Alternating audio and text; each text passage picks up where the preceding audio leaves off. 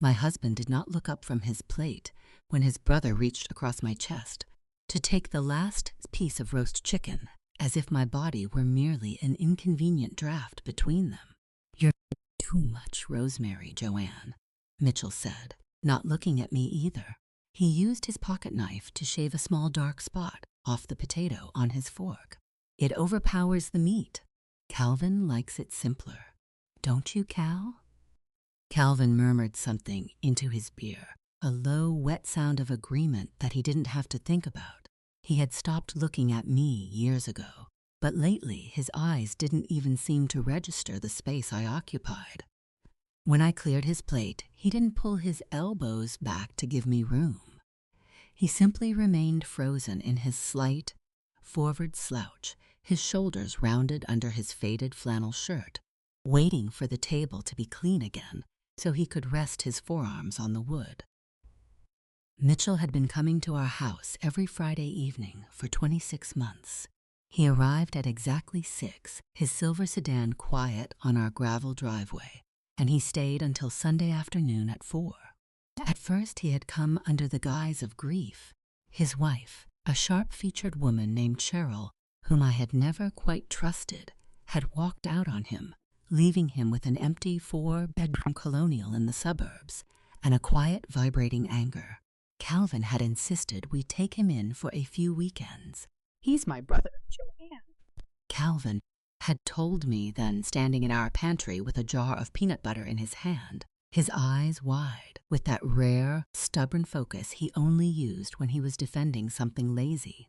He has nowhere to go where the silence doesn't eat him alive. So I had opened the guest room. I had washed the spare sheets, the yellowed ones we kept in the cedar chest, and I had bought the brand of gin Mitchell liked, the one that smelled of pine needles and industrial cleaner. But weeks turned into seasons, and the seasons had slowly turned into a second marriage. Mitchell did not live with us, but his presence had slowly eaten away at the edges of my home until the house felt like a rented suit that only fit him. The third drawer of the dresser in the guest room now held his ribbed undershirts, folded into tight, square bricks. His specific brand of throat lozenges sat behind the mirror in the downstairs bathroom. On the porch, his muddy boots sat next to Calvin's, identical in their shape, both pairs worn down on the outer heel, because the brothers shared the same heavy, rolling gait. "I need the truck tomorrow, Cal," Mitchell said, leaning back in his chair. He didn't ask. He stated it with the quiet authority of a man who had already checked the gas tank. "That cedar on the north lot is dropping branches.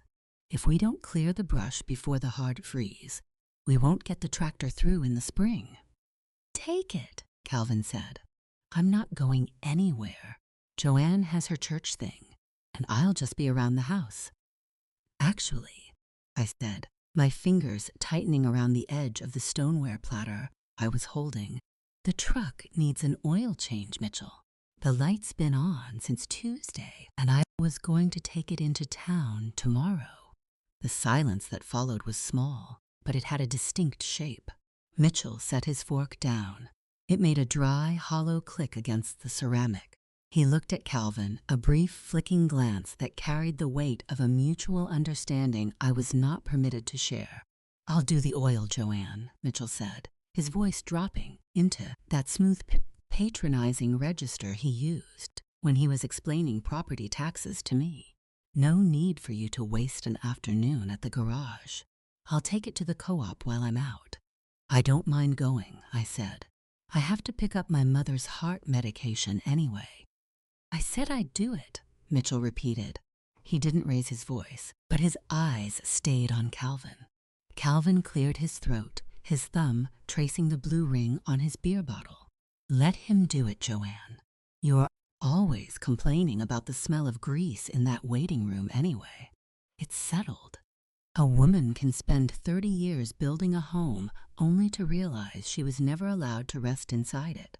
She is the keeper of the lint traps, the wiper of the baseboards, the hand that turns the soil in the garden.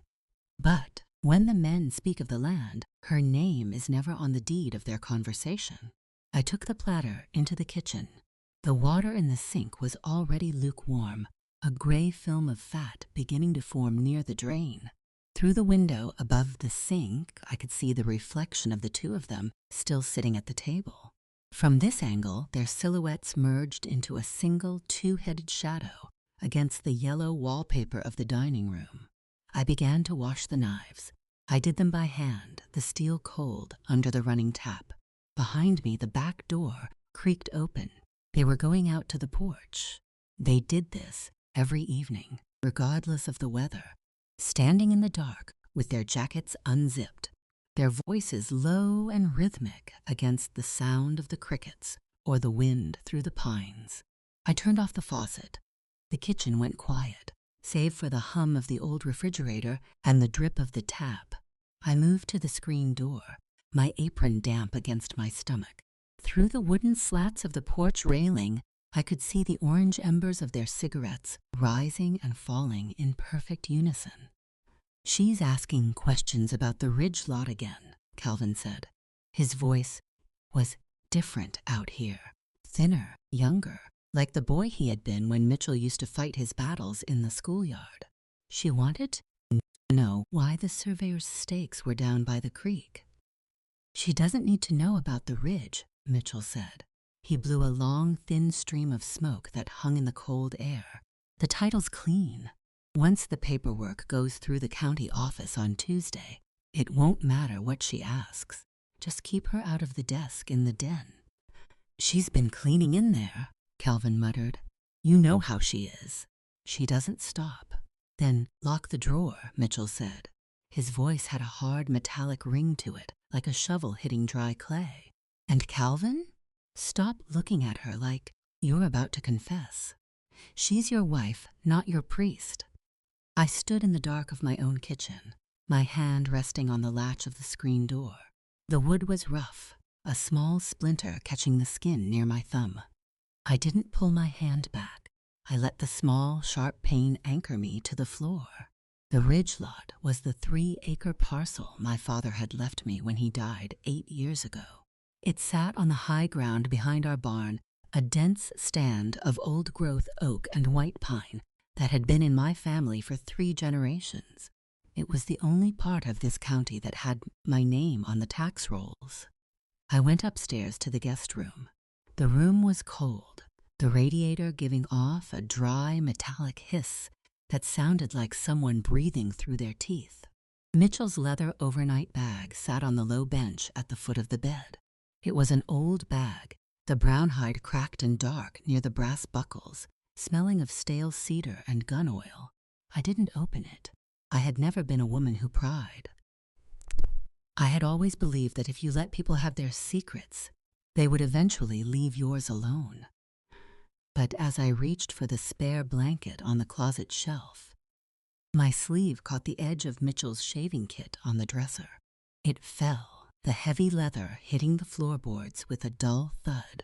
The zipper had been left slightly open, and 3 small items slid out across the yellowed wood: a silver comb, a small tube of antiseptic cream, and a small brass key with a round head, the exact shape of the key to the roll-top desk in Calvin's den, the one Calvin had told me he lost 3 years ago. The key was cold in my hand, heavier than it looked, its brass teeth slightly worn from years of being pressed into a lock. I stood in the guest room, listening. Below me, the house was quiet, save for the low, rumbling murmur of their voices on the porch and the occasional scrape of Mitchell's boot against the floorboards. My chest felt tight, the air in the hallway tasting of the lemon oil I had used to polish the banister that morning. I moved down the stairs, keeping my weight close to the wall where the wood was thickest and didn't creak. The den was at the back of the house, past the small bathroom and the closet, where we kept the winter coats. It was a dark, narrow room that smelled permanently of Calvin's cherry tobacco and the damp wool of his hunting jackets. The roll-top desk sat in the corner between the 2 bookshelves, its dark oak lid pulled down and locked, its surface covered in a thin, undisturbed layer of gray dust. I slid the brass key into the keyhole. It fit perfectly, the metal sliding home with a tiny, greasy click that felt like a secret being whispered in the dark. I turned it. The mechanism was stiff, but it gave way with a heavy, satisfying thud. I slid the slatted wood lid up, the small rollers squeaking in their tracks. The desk was cluttered with old receipts, faded manual booklets for the tractor, and empty seed packets from 3 summers ago. But in the bottom right drawer, behind a stack of old bank statements from our joint account, was a thick blue cardboard folder. I pulled it out. My fingers left clean, dark tracks in the dust on the cover. Inside was a single document printed on heavy cream-colored legal paper. The heading at the top read, "Quitclaim Deed." I didn't need to read the legal jargon to understand the names. Joanne Gentry Miller, grantor, to Calvin Mitchell Miller, grantee. It was the deed to the ridge lot, my father's land. The date at the bottom was from 2 weeks ago. But it was the signature that made the air go still in my lungs. My name was written on the line in dark blue ink. The letters were neat. The J rounded and elegant, the M slightly slumped at the end. It looked remarkably like my handwriting. But I had not signed a deed in 2 weeks. I had not signed anything since I renewed my driver's license in the spring. I looked closer, my thumb tracing the ink. The N in Joanne was too sharp, the stroke ending in a tiny nervous hook that my hand had never made. It was Calvin's handwriting, disguised as my own. Or perhaps it was Mitchell's. They had been taught by the same nuns at the parish school, their scripts identical in their stiff, vertical precision. Below the deed was a contract with Northwood Timber Services. It was a lease agreement for the harvesting of 40 acres of old-growth oak and pine on the ridge. The payout was listed as $72,000, payable upon the clearing of the boundary line. The co-signatory for Northwood Timber was Mitchell Miller. A floorboard creaked in the hallway. I slid the blue folder back into the drawer, pushed the stack of bank statements over it, and pulled the roll-top lid down. I locked it, pulled the key out, and slipped it into my apron pocket just as the back door latch clicked open. "Joanne?" Calvin's voice called out from the kitchen. It was hesitant, slightly raspy from the cold air. "You still washing up?" "Just putting the dried pots away, Calvin," I called back, my voice steady as I slipped out of the den and into the dark hallway. My heart was beating a heavy, flat rhythm against my ribs, but my hands were cold and completely still. I walked back up the stairs, my boots silent on the runner, and put the brass key back into Mitchell's leather shaving kit, sliding it exactly where it had been, between the silver comb and the tube of antiseptic cream. Saturday morning arrived with a thin, watery fog that clung to the pine needles in the yard. Mitchell came down the stairs at 7, fully dressed in his canvas work jacket and his heavy leather boots. He smelled of pine soap and the cold grease of the kitchen stove. He didn't look at me as he took the truck keys from the hook by the door. "I'll be back by 3, Cal," Mitchell said, his hand resting on the door latch. "I'm going to drop those boundary stakes down by the creek. If the surveyor from the county shows up, tell him the plat map is in the glove box." "I'll be here," Calvin said. He was sitting at the kitchen table, his fingers tracing the handle of his blue teacup, the tea already cold and dark. He hadn't touched his toast. Mitchell left the heavy silver sedan quiet as it pulled out of the gravel driveway. I sat down opposite my husband. Kitchen was cold, the heat from the radiator not quite reaching the corners of the room. I watched him. The way his shoulders slumped, the way his gray hair was combed slightly crookedly over his temple, the tiny, persistent twitch in his left eyelid that only appeared when he was lying. "Calvin," I said softly, "did you ever find the key to your grandfather's desk?" His hand froze on the handle of his cup. He didn't look up, his eyes remaining fixed on the cold brown liquid. "No," he said, his voice dry. "Probably fell behind the radiator in the den." "Why?" "Just wondered," I said, reaching for the butter knife. "The room's getting dusty. I was thinking of clearing out those old drawers today." There are 30 years of paper in there we don't need. Leave it, he said, his voice suddenly sharp, carrying a thin defensive edge that sounded like a dog growling behind a closed gate. He looked up at me then, his eyes wide and slightly bloodshot. I told you, Joanne, I like that room how it is. Don't go messing with my grandfather's things. A guilty man doesn't build walls to keep people out. He builds them, so he doesn't have to look at the people he's already locked inside. All right, Calvin, I said, keeping my voice mild as I spread a thin layer of marmalade on my toast. I won't touch it. At 10, I drove my small sedan into town to pick up my mother's heart medication at the pharmacy. The sky was the color of a wet slate, the wind coming off the ridge in cold, erratic gusts that rattled the signs on Main Street. The pharmacy was quiet, smelling of lavender water and alcohol.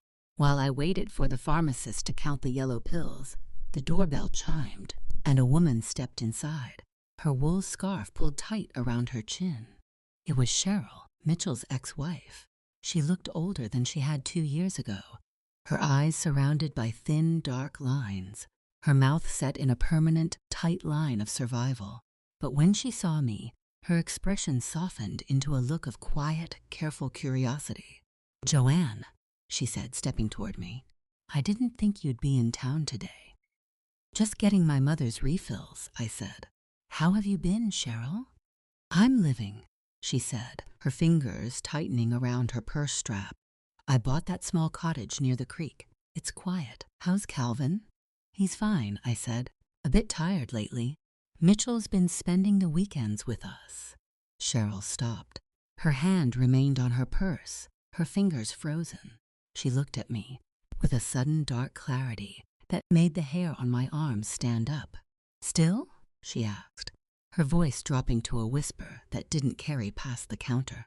Joanne, it's been over 2 years. He says the house in the suburbs is too quiet, I said, trying to keep my voice light. He likes being out on the land with Calvin.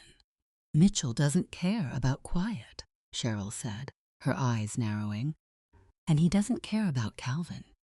Mitchell cares about leverage. When we divorced, he spent 6 months in my father's warehouse looking for old shipping receipts.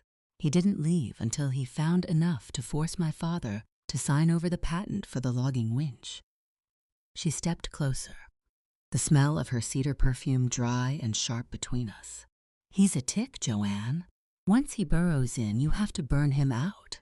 Ask Calvin about the ledger they kept in '96, the one my father co-signed for their first timber lease. Mitchell still has it, and he'll use it to take whatever's left of your father's ridge. The gravel of the driveway under my tires as I pulled the sedan up to the back porch.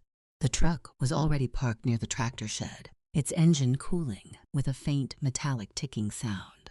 In the bed of the truck, beneath the heavy blue tarp, sat several bright orange plastic boundary stakes and 2 heavy wooden surveyor's tripods. They had been out on the ridge. Calvin was standing by the woodpile, holding a clipboard in his bare hands, his face pale and pinched against the rising wind. Mitchell stood over him, his heavy leather-gloved hand resting on Calvin's shoulder, pointing toward the high ground where the pines grew thickest. From a distance, they looked like a father and a son, discussing the harvest. But Calvin was 53, and his brother was 5 years younger. I got out of the car, holding my mother's brown paper pharmacy bag close to my ribs. The wind is coming off the creek, I called out, my voice swallowed slightly by the roar of the pines. You two should come inside. I'm putting the beef stew on. Calvin jumped, his shoulders jerking under Mitchell's hand. He quickly slid the clipboard behind his back, his eyes darting to the mud on his boots.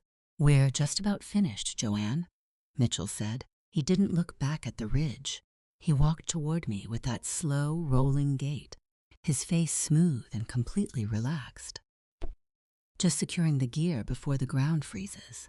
Cal says the surveyor from the county is backed up until Tuesday, so we're setting the lines ourselves to save the fee. That's very thrifty of you, Mitchell, I said, offering him a small, polite nod as I stepped past him onto the porch. Calvin always did hate paying the county. Dinner was a quiet affair. The wind had picked up, rattling the loose storm window in the kitchen with a dry, hollow sound that filled the pauses between our forks. I served the stew from the heavy iron pot, making sure to give Mitchell the larger portion of potatoes just as he liked. He ate with a slow, methodical precision, his manners impeccable, his nails clean. Calvin sat opposite him, his spoon hovering over his bowl, his eyes fixed on the salt cellar in the middle of the table. "I ran into Cheryl today," I said casually, reaching for the bread basket. "At the pharmacy."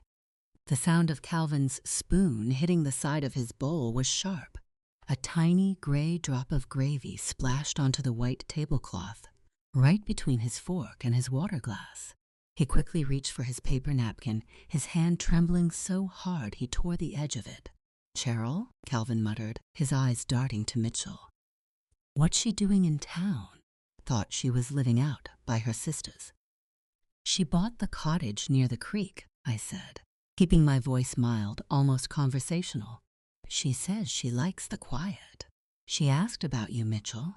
She asked if you were still spending every weekend out here with us." Mitchell didn't stop chewing. He swallowed slowly, his throat moving under his flannel collar, before he wiped his mouth with his napkin. His slate-gray eyes fixed on my face, cold and completely empty of expression. "Cheryl always did have too much time on her hands," Mitchell said, his voice flat, completely devoid of inflection. "That's why her father's business went under. Too much talking, not enough working." "She mentioned a ledger," I said softly, pouring more water into Calvin's glass. "From '96, she said. You still have it in your desk in the suburbs." The silence in the room became heavy, the dry heat from the radiator suddenly feeling thick and suffocating. Calvin's eyes were wide, his skin looking almost gray under the yellow light of the chandelier. He looked like a man who had just seen the ice crack beneath his feet. "Cheryl doesn't know a ledger from a cookbook, Joanne," Mitchell said. His voice dropping into that quiet, warning register he had used on the porch. I wouldn't spend too much time listening to a woman who couldn't keep her own house in order. "Of course," I said, offering him a small, reassuring smile. "I just thought it was interesting. She seemed so sure." The clock in the downstairs hallway chimed 11. I lay in the dark of our bedroom, my eyes fixed on the shadow of the maple branches, dancing against the plaster ceiling. Next to me, Calvin was completely rigid. He lay on his back, his hands folded over his chest like a corpse, his breathing shallow and fast. He thought I was asleep. At 11:15, he slowly pulled the blankets back. He moved with a terrifying, silent precision, his feet finding his slippers without a sound. He didn't turn on the lamp.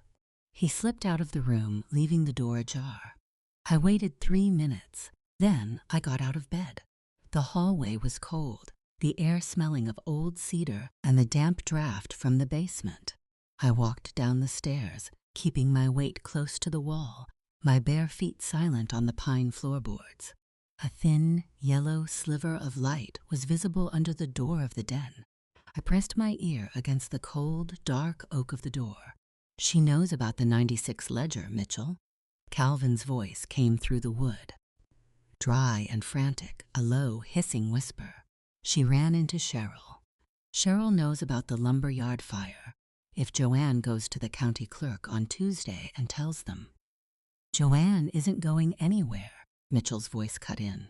It was cold, hard, and completely devoid of the brotherly warmth he used when Raymond was around. "Because if she goes to the county, she loses this farm too. You think the bank cares who signed the insurance claim back in '96? You're the one who took the check, Cal. You're the one who bought this house with the payout. If I go down, you go down, and she goes with you." "She didn't know about the fire," Calvin whispered, his voice cracking with a sudden pathetic sob. "She thinks her father helped us with the down payment." "Then let her keep thinking that," Mitchell said. his boots creaking as he walked toward the desk. "The surveyor is setting the stakes tomorrow. Once the lease with Northwood is filed, we clear the timber on the ridge, pay off the bank loan, and the ledger doesn't matter anymore. Just keep your mouth shut, Calvin. She's just a housewife. She doesn't have the stomach for a fight." A marriage built on a shared lie isn't a partnership. It's a mutual hostage situation where both people are waiting for the other's hand to shake. I stood in the dark of the hallway, the draft from the front door freezing my ankles, my hand resting on the pocket of my housecoat where the small brass key still lay. They thought I was afraid of the dark. They thought I was afraid of losing this house. But they had forgotten that the house belonged to my father before it belonged to them. The Sunday morning kitchen smelled of bacon fat and stale coffee. Mitchell came down the stairs at 7:30, his wool shirt smelling faintly of the wood smoke from the porch. He was whistling a quiet, tuneless melody, the sound of a man who had slept well in a bed that did not belong to him. He walked to the stove, took the coffee pot without asking, and poured himself a cup. "Sleep well, Cal?" Mitchell asked, not looking at his brother. Calvin was already at the table. He had his jacket on, though the kitchen radiator was hissing. He looked smaller today, his shoulders hunched forward, his fingers tracing a dark knot in the pine table. "Yeah," he muttered. "Fine. Good," Mitchell said, taking a sip. "Because we have a lot of ground to cover before I head back to the city. The co-op needs the final boundary map by 5. I served them their plates. I put the largest eggs on Mitchell's plate, just as I always did. I poured Calvin's coffee first, watching how his rough, dry hand shook as he reached for the sugar bowl. I had spent 30 years of my life with this man. I had folded his socks, ironed his work shirts, and smoothed over his long, stubborn silences, believing his quietness was a sign of a deep, gentle nature. But it wasn't. It was simply the silence of a coward who had spent his life waiting for someone else to carry his debts. "I'm going to head out to the tractor shed, Cal," Mitchell said, setting his empty plate in the sink. "I want to check the oil in the winch before I leave. You coming?" "In a minute," Calvin said. Once the back door clicked shut, I stood by the stove, my hands wrapped in a dry dish towel. Calvin remained at the table, his head down, his thumb rubbing the edge of his paper napkin into a small gray pill. "The wind's coming off the ridge, Calvin," I said softly. "It's going to be a hard winter." He didn't look up. "Yeah," he whispered. I left him there. I climbed the stairs to the guest room, my feet silent on the runner. The room was cold, the morning light gray and thin through the narrow window. Mitchell's leather bag sat at the foot of the bed, its brass buckles unfastened. I knelt on the floorboards. The leather of the bag was stiff and cold, smelling of gun oil and stale tobacco. I reached past his undershirts, past his spare wool socks, until my fingers met something hard and square at the very bottom. Wrapped in a heavy gray flannel cloth, I pulled it out. It was a small black ledger. The leather cover was stiff, the edges warped and darkened by water or heat. I opened it. The pages were thin, yellowed, smelling faintly of charcoal and old ink. It was the 1996 ledger from the Miller lumber yard. The yard Calvin had told me had burned down in an accidental electrical fire 2 months before we bought this farm. I turned the pages. Most of them were filled with neat columns of figures, lists of timber shipments, and fuel receipts. But on the final page, under the heading Inventory Asset Loss, were 2 signatures. Calvin's name was written in his stiff, vertical hand. Next to it was Mitchell's name, written with the same precise nun's script. But below them, on the line marked Co-Signatory Guarantee, was a third name, Thomas Eldridge, my father. The handwriting was a forgery. It was my father's name, written with the same round, elegant J, and the tiny, nervous hook on the N that had been used on the quitclaim deed. Mitchell and Calvin had forged my father's name in 1996 to secure the insurance payout. using his reputation in the county to keep the bank from asking questions about the fire. They had bought this farm with the ashes of my father's name. I heard the heavy rattle of the tractor engine starting up in the yard below the window. I reached into my housecoat pocket, pulled out my small, cracked cell phone, and took 3 clear, steady photographs of the final page, making sure the forged signatures were sharp against the yellowed paper. Then I wrapped the ledger back in the gray flannel cloth, slid it to the bottom of the leather bag, and walked downstairs. By 3:30, Mitchell's silver sedan was idling in the driveway, its exhaust white in the cold afternoon air. He stood on the porch, his leather gloves tucked under his arm, his wool scarf wrapped neat around his neck. "Thanks for the stew, Joanne," Mitchell said, his face smooth, his slate-gray eyes steady as he looked down at me. "I'll see you next Friday. Cal, don't forget to grease that winch before the hard freeze." "I won't," Calvin muttered from the porch steps, his hands shoved deep into his pockets. Mitchell gave a polite, small wave through the glass of his sedan and pulled out of the driveway, his tires crushing the wet gravel with a dry, heavy sound. Calvin remained on the steps, his shoulders hunched against the cold wind, watching the silver car disappear past the pine stand. He looked old. He looked like a man who had spent his life running from a shadow, only to realize the shadow was the only thing keeping him upright. "Calvin," I said quietly, standing behind him, "come inside. We need to talk in the den." He didn't turn around. His back went rigid under his heavy canvas jacket. "I'm busy, Joanne.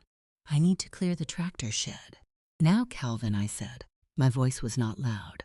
It was the same voice I used when I told him.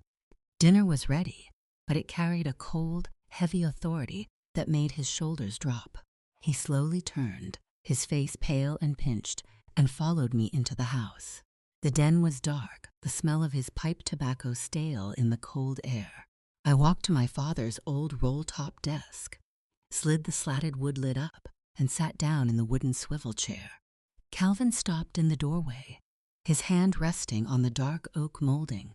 He looked at the open desk, and then his eyes fell on my hands. "Sit down, Calvin," I said. He sat on the low leather bench by the window, his knees knocking against each other, his bare hands trembling as he laid them on his thighs. He looked like a schoolboy waiting for the strap.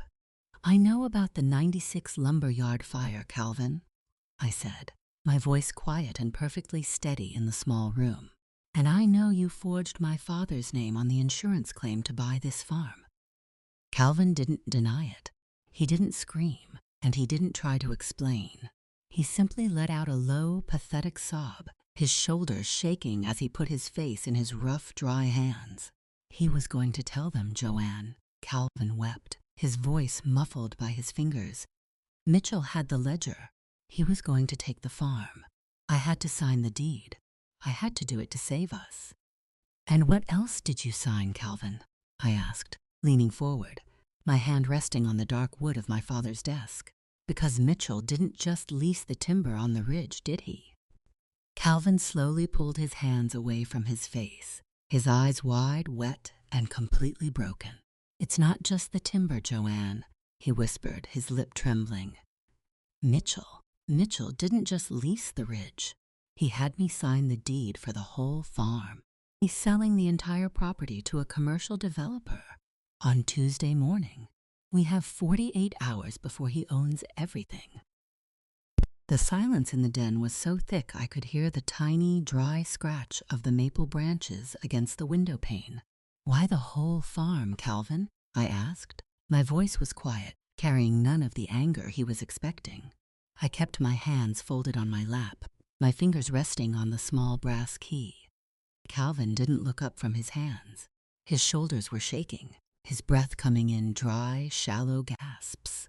"Mitchell found out about the bank loans, the ones we took out 3 years ago when the tractor engine blew. He bought the debt from the co-op bank through his shell company, Joanne. He's the primary lien holder now." He let out a weak, pathetic sound that was meant to be a laugh. He told me if I didn't sign the transfer deed for the whole property, he'd foreclose by the end of the month. He'd throw us off the land anyway, and then he'd turn the 96 ledger over to the federal insurance investigators. He said if I signed, he'd give us a $30,000 payout, enough to rent that small trailer behind the co-op in town. A trailer behind the co-op. Mitchell was going to pocket $72,000 for my father's timber, sell the farm to a waste management developer for 4 times that, and leave us with a metal box in the gravel lot behind the feed store. And Calvin had signed the papers because he was too afraid of a cell to stand up for the ground beneath his feet. Tuesday morning, I said. What time is the filing? 9, Calvin whispered. His lawyer, Dean Warren, is meeting him at the county courthouse in St. Helens. Once the recorder stamps the deed, it's public record. There's nothing we can do, Joanne. It's over. I stood up. I looked at my husband, at his wet red eyes, his soft chin, his hands that had never quite learned how to hold on to anything heavy. Get some sleep, Calvin, I said, my voice flat. I'll make some tea. Monday morning came with a gray, freezing drizzle that turned the gravel of the driveway into a slick, muddy soup. I left the house at 8:30 while Calvin was still asleep, his face gray against the pillow, his breathing heavy and congested. I drove my small sedan 30 miles north to the county seat of St. Helens, the windshield wipers squeaking a steady, rhythmic protest against the glass. Curtis Elliott's office was on the 2nd floor of a red brick building, across from the municipal courthouse. Curtis was 70, a man with heavy silver eyebrows who had played chess with my father on this very street for 40 years. His office smelled of old paper, floor wax, and the dry, sweet scent of pipe tobacco. I laid my phone on his dark green blotter. The screen opened to the photographs I had taken of the 1996 ledger.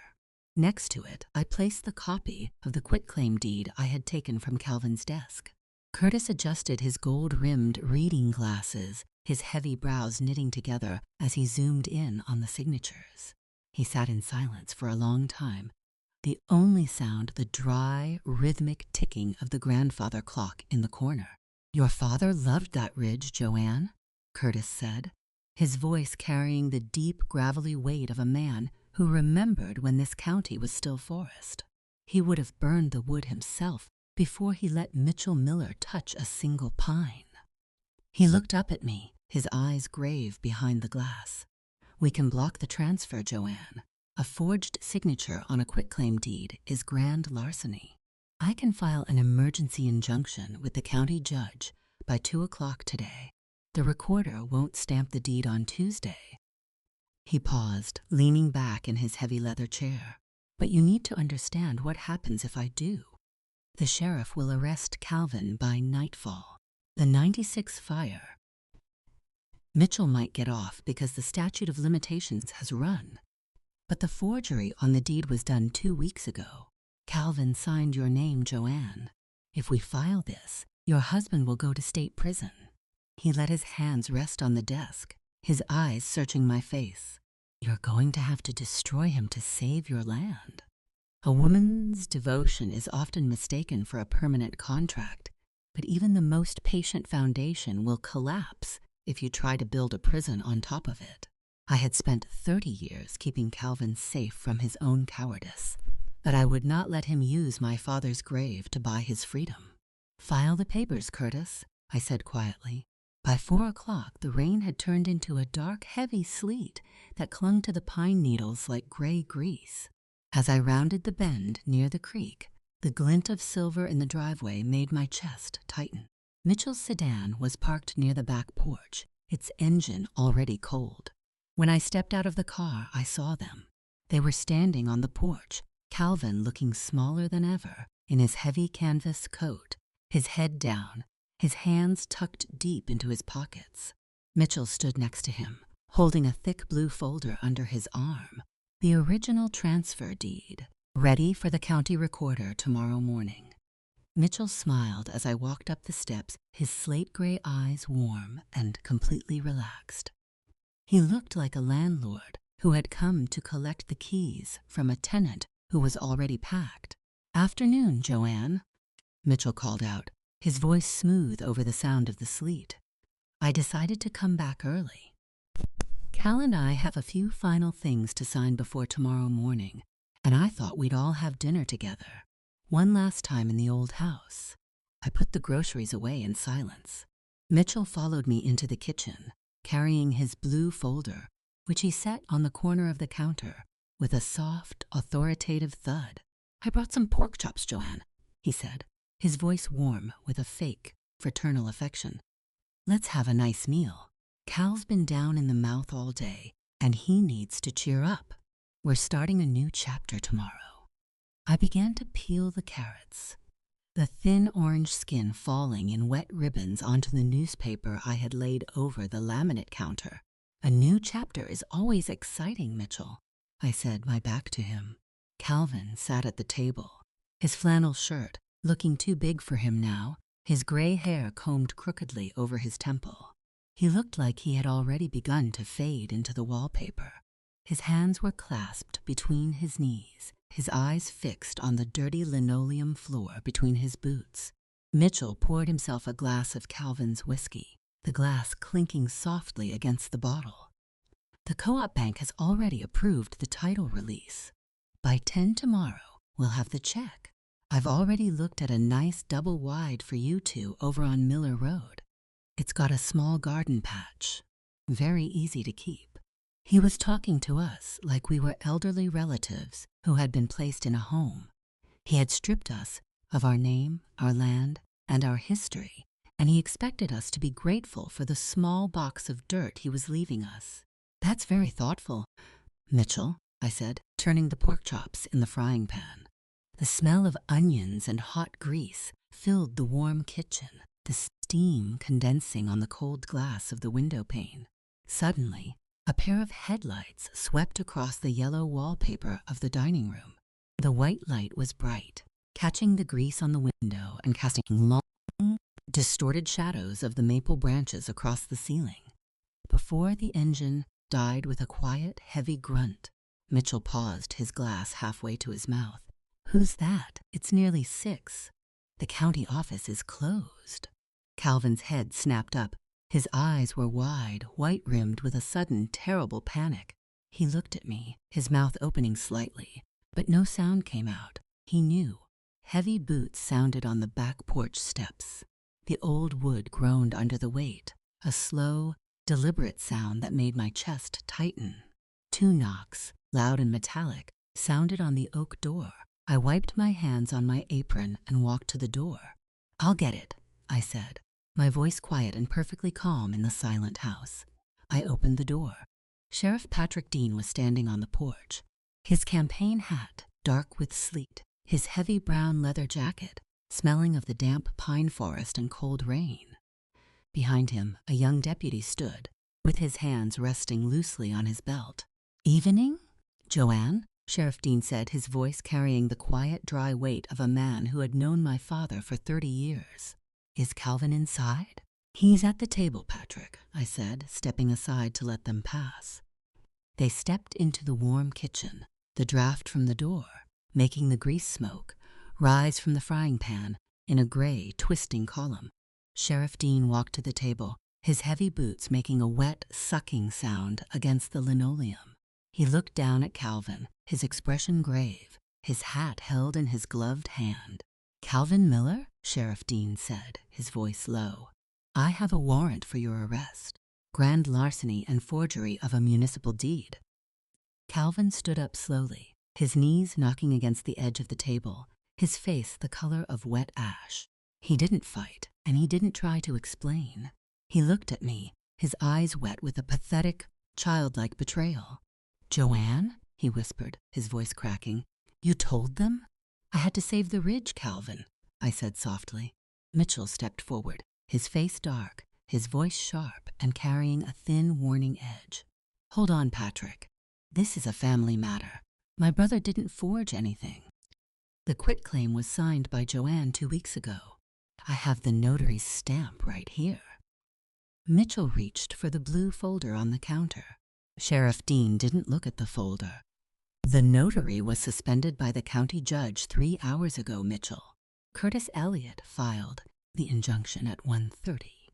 The state police are already at your office in the city, Mitchell. They're looking for a 96 ledger, something about an insurance claim on a lumber yard. Mitchell's hand froze on the blue folder. He slowly turned his head to look at me. The smug, patronizing brother-in-law was gone. His slate-gray eyes were dark, wide with a quiet, terrifying realization. He had spent 26 months studying our family, looking for our weaknesses, but he had never once looked at the woman who kept the stoves warm. You, Mitchell whispered, his voice dropping into a low, boiling rasp. You did this. I was the one who washed the sheets, Mitchell, I said, keeping my hands folded in my apron. I knew where you kept your keys.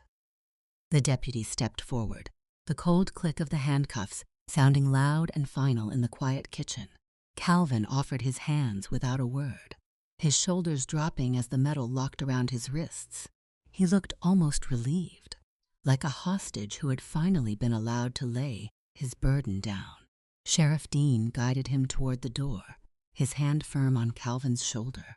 Joanne, Calvin said, stopping at the threshold, his eyes searching my face one last time. I'm sorry, I was so tired. I know, Calvin, I said. I was tired too. The door closed, the cold wind sweeping through the room before the latch clicked shut. Mitchell was left standing by the counter, his glass of whiskey still in his hand, his blue folder resting in the dirt of the onions, his eyes fixed on my face with a dark, silent rage that made the room feel colder than the ridge. Mitchell did not drop his glass. He set it down carefully on the counter, right next to the grease-stained blue folder, his hand perfectly steady. You think you're smart, Joanne? Mitchell said, his voice dropping to a low, quiet hiss that sounded like water hitting a hot stove. You think you've saved your father's ridge. But the co-op bank still holds the lien on this house. $54,000, due by the first of the year. With Cal in jail, who's going to pay it? You'll be packing your bags for that double wide anyway. I've already spoken to Curtis, Mitchell, I said, my voice carrying the dry, flat calm of a woman who had spent 30 years balancing the household books. The local sustainable forestry co-op is buying the harvesting rights to the lower 5 acres of the ridge. Not the old oaks, just the birch and the dead pine. The payout is $60,000. It's enough to clear the bank debt, and the land stays in my name. Mitchell looked at me. For the first time, I saw a flicker of genuine uncertainty in his slate-gray eyes. The housewife had not just pulled the pin on his plan. She had already reorganized the estate.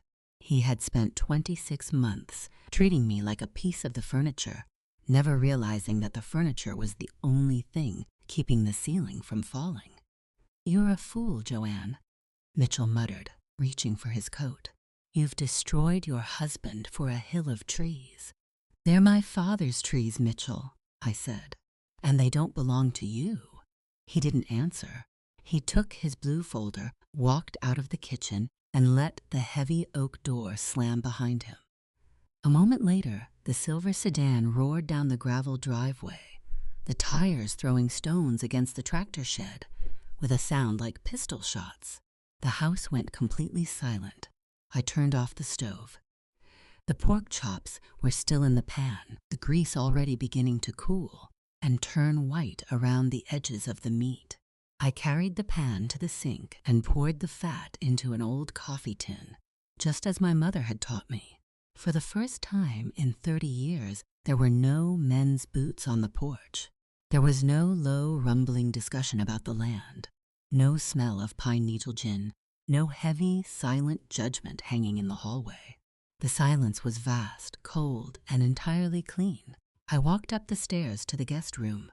I stripped the yellowed sheets off the bed, the ones Mitchell had slept on for 26 months.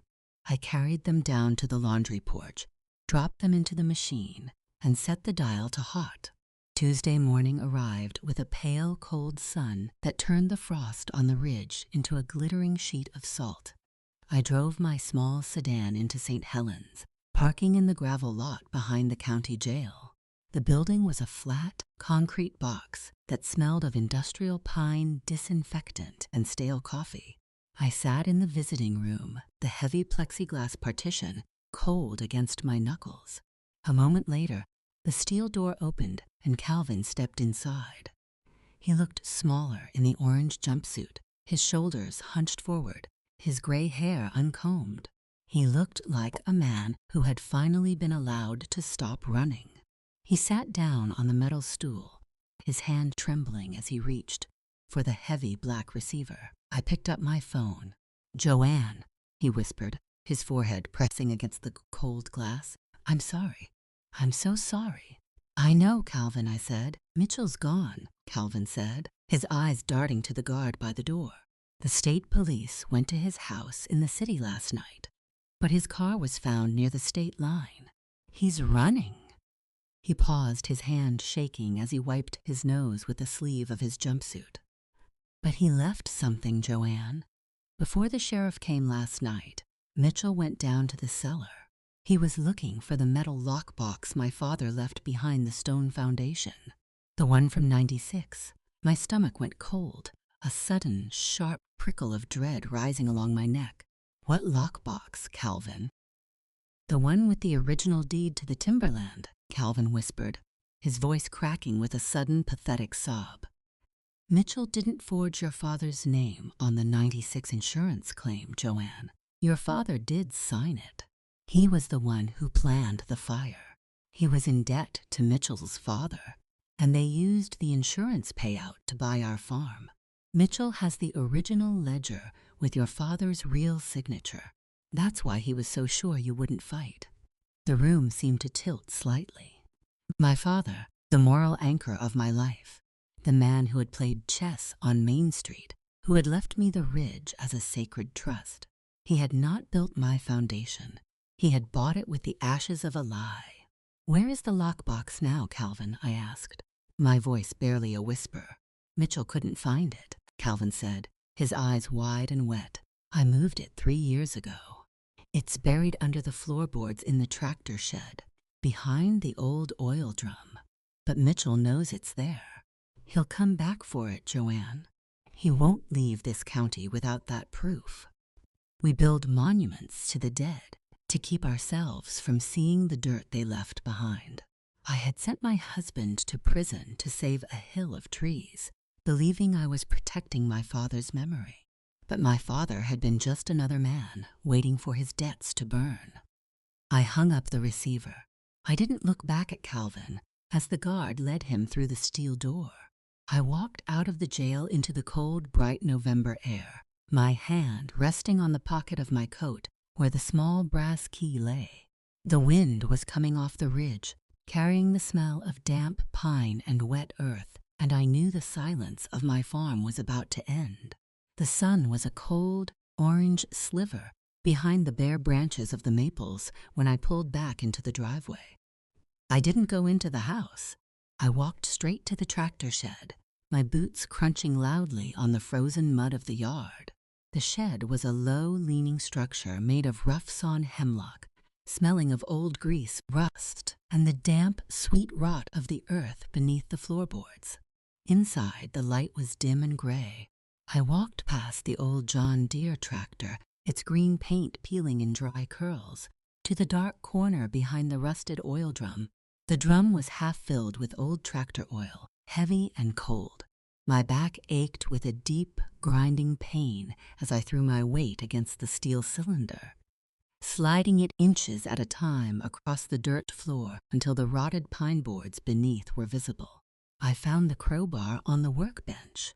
The wood groaned, a sharp, splintering screech that echoed in the quiet shed as I pried up the 2 central floorboards. In the dry, dark dirt beneath sat a small green metal cash box. I lifted it out. It was heavy, covered in a fine layer of gray soil and rust. I carried it to the workbench, where the last of the orange daylight came through the small, dirty window. The lock was rusted shut. I took a flathead screwdriver and a heavy wooden mallet from the rack, set the steel tip against the brass latch, and hit it hard. The lock popped with a sharp, metallic crack that sounded like a rifle shot in the small space. I opened the lid. Inside, wrapped in a faded blue dish towel, was the original 1996 ledger of the Miller lumber yard. I pulled it out and turned to the final page. Calvin had not lied. My father's signature, Thomas Eldridge, was written in his bold, clear surveyor's hand on the line marked Co-Signatory Guarantee. The ink was faded to a dark rusty brown, but the round J and the elegant sweep of the E were unmistakable. It was his real hand. He had not been a victim. He had co-signed the insurance claim, knowing the fire had been set, to clear his own debts with Mitchell's father, and tucked behind the ledger was a small, handwritten note on my father's official surveyor's letterhead, dated October 14, 1996. Calvin, the note read in his neat script, the bank has cleared the deposit. The deed to the farm is in your name now. This stays between us. Joanne must never know how we paid for her home. She is too fragile for the truth. Too fragile, I whispered to the empty shed. I had spent 30 years of my life apologizing in silence for being the nervous one, the woman who had gone to the coast because the weight of this house was too heavy. And all the while, the house had been built on a foundation of my father's lies, Calvin's cowardice, and Mitchell's silence. They had kept me quiet by letting me believe I was the one who was broken. A shadow fell across the dirt floor of the shed, blocking the last of the orange light from the door. I didn't jump. I slowly turned my head. Mitchell was standing in the doorway. He looked tired, his gray wool coat gone, his flannel shirt dirty with pine needles and dried mud from the ridge. His slate-gray eyes were wide, dark, and wet with a desperate, hollow intensity. He was holding a heavy iron pry bar in his gloved hand. I knew you'd find it, Joanne, Mitchell said, his voice carrying a dry, raspy fatigue that made him sound like Calvin. Calvin always did have a soft mouth when he was scared. You didn't flee the county, Mitchell, I said, my voice quiet and steady as I laid my father's note back in the green box. I couldn't, Mitchell said, taking a slow, deliberate step into the shed. The iron bar in his hand made a faint, metallic clink as it brushed against the tractor wheel. The co-op bank was founded by your father in '72. If the state investigators see his real signature on that '96 insurance claim, the bank's entire historical charter is void. The board will honor my transfer deed just to keep that ledger in the dark. It's my $72,000, Joanne. It's my way out of this state before the state police find the city files. He stepped closer, the smell of damp earth and stale sweat heavy around him. Give me the box, Joanne. It's the only thing left of my father's estate. You have the farm. You have the ridge. Just let me have my way out. I looked at the green metal box, and then I looked at Mitchell. My father spent his life pretending he was a good man, I said, my voice carrying no fear, only a cold, quiet disappointment. He let me think he saved us. He let me spend 30 years serving a husband I thought was a coward, never knowing my father was the one who built the cage. We're all cowards when the bank comes, Joanne, Mitchell said, taking another step. He raised the iron bar slightly. Now give me the ledger. I didn't run. I reached behind me on the workbench, my fingers finding the old steel kerosene can we used for the tractor lamps. The metal was cold and heavy. I unscrewed the cap with my thumb, the smell of the fuel thick and sharp in the small space. With a slow, deliberate movement, I poured the yellow oil over the green box, watching the yellowed pages of my father's ledger turn translucent as the fuel soaked into the paper. I pulled a small box of safety matches from my apron pocket. One more step, Mitchell, I said, striking the first match against the box. The yellow flare illuminated his face in the dim light of the shed, catching the sudden, absolute terror in his slate-gray eyes. And we'll both burn, I whispered, just like '96. The match burned down, the small yellow flame reaching the dry skin of my thumb. The smell of sulfur was sharp and clean, mixing with the heavy, chemical draft of the kerosene that soaked the green metal box. Mitchell did not move. His slate-gray eyes were fixed on the tiny, flickering light in my hand. His knuckles were white on the iron bar, his chest heaving under his flannel shirt. He looked at me, and for the first time in 26 months, he didn't see the woman who dried his pots or folded his sheets. He saw a woman who had spent 30 years in carrying other people's lies until her back had finally broken, leaving her with nothing left to fear. "You won't do it," he whispered, but his voice lacked the hard metallic certainty it had carried a moment ago. "You'll burn the tractor. You'll burn the whole shed down." "This shed was built with the insurance money from '96, Mitchell," I said, my voice carrying the dry, flat calm of a woman who had spent her life watching things decay. "It's only fitting it goes back to the ash." He stared at me, his lip trembling slightly as the flame touched my skin. He was a desperate man, but he was also a pragmatic one. He knew that a person who has lost her illusions is the most dangerous thing in the world, because she has no reason to pretend. Slowly, the iron bar slipped from his gloved hand. It hit the dirt floor of the shed with a dull, heavy thud, kicking up a small cloud of gray dust near his boots. "You're crazy, Joanne," he whispered, his face looking old and gray in the dim light of the rafters. "I'm just tired, Mitchell," I said. "Now get off my land." He didn't answer. He turned and walked out of the shed, his boots dragging in the dirt. A moment later, his heavy footsteps faded toward the road. He didn't go to his car. He had left it hidden in the pines near the creek. He simply disappeared into the dark of the ridge, a shadow returning to the forest. I looked down at the green metal box. I dropped the burning match into the kerosene. The flame took instantly, a quiet blue and yellow flare that rose toward the rafters. I stood there, my hands folded in my apron, watching the neat columns of figures, the water-warped pages, and my father's bold, elegant signature turn to gray, curling ash. The note went next, the paper crinkling into black flakes that floated up into the dark of the shed like burnt leaves. The warmth of the fire felt good against my cold face. It was the only warmth this farm had given me in 30 years that hadn't been bought with a lie. Wednesday morning came, cold and clear, the pale winter sun reflecting off the frost-rained grass of the pasture.